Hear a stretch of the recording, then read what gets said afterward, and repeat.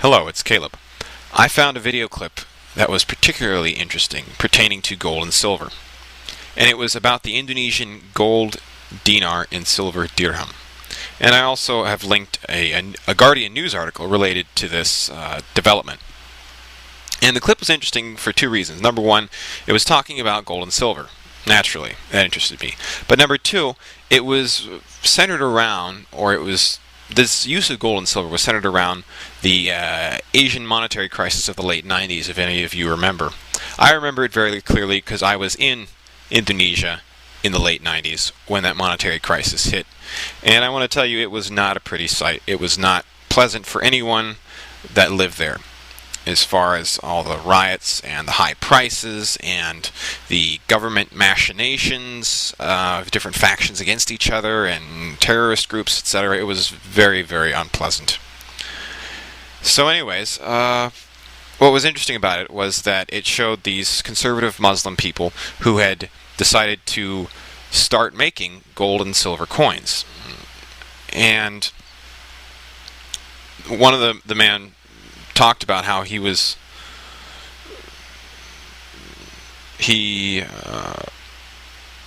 had his money in a bank, and his spending power was going down as the rupiah inflated. So he decided that he would switch over to these gold and silver coins. And another man discussed how when they had started making the gold dinar back in I think it was the late 90s, around 1999, it only cost 300,000 rupiah. And he shows it. He goes, look, when we started making these, it only took 3 of these 100,000 rupiah bills to buy one gold dinar. And then he says, now it costs 15 of these same bills to buy one gold dinar. So the buying power of the fiat currency was plummeting in relation to gold. And he also points out, look at this. I can take this 100,000 rupiah note and I can tear it in half and it becomes worthless. But if I take a piece of sticky tape and I tape it back together, it magically becomes worth something again. Why is that? I mean, that doesn't really make any sense, does it? So this was a way for people to preserve their spending power and to break out of the unstable currency and therefore the unstable economic structure that the fiat central banking Ponzi scheme is.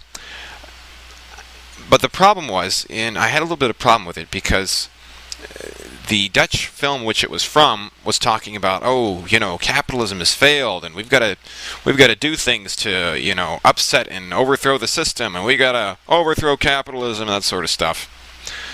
But what was kind of funny was the ideas which this film, from which the clip was taken, the film was proposing ideas such as, only engage in voluntary transactions with people that your friends in your local community, and they also showed this gold and silver dinar, and use different alternate sources of money that aren't part of the system, use gold and silver for money. And I was thinking, excuse me, voluntary transactions with a hard money or a commodity-backed money, guess what?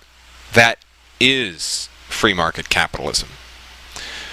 See, this is the problem, is people look at the current corporatist system of central banking, fractional reserve currencies, and these government colluding massive corporations that have built up around it, and they think, oh, that's free market capitalism because everyone says, capitalism. This is capitalism. And it is capitalism of a sort, but it's government-rigged capitalism. Corporatist capitalism. Dare I say fascistic capitalism. It's not free market capitalism. So whenever they see this corporatist system failing, which it does, they automatically blame, mistakenly, free market capitalism. So that was my only beef with it, and this was further shown by the Guardian article, which it's an opinion piece, and the writer says, and the headline something like, will this new gold dinar thwart capitalism? And it was about the Malaysian dinar, which is the same thing basically.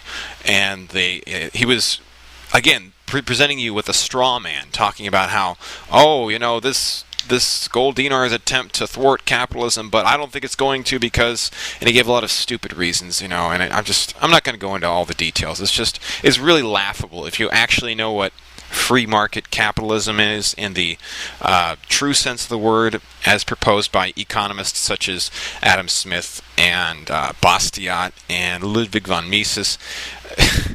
free market capitalism needs hard money. It needs commodity-based money. Fiat. You can't have a monopolistic fiat currency and have true free market capitalism. So anyways, it's very interesting, though, just seeing different people catching on to using voluntary commodity-backed money systems, and I think you should check it out. And some people, comments in the YouTube section were kind of critical. They were saying, oh, no, we can't have these conservative Muslims using these gold and silver-backed money systems. It's dangerous, oh, no.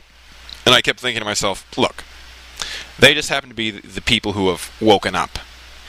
And if you don't wake up as well, you're going to be left holding a bag, and it's going to be a big bag of devalued currency, and they're going to be left holding the gold.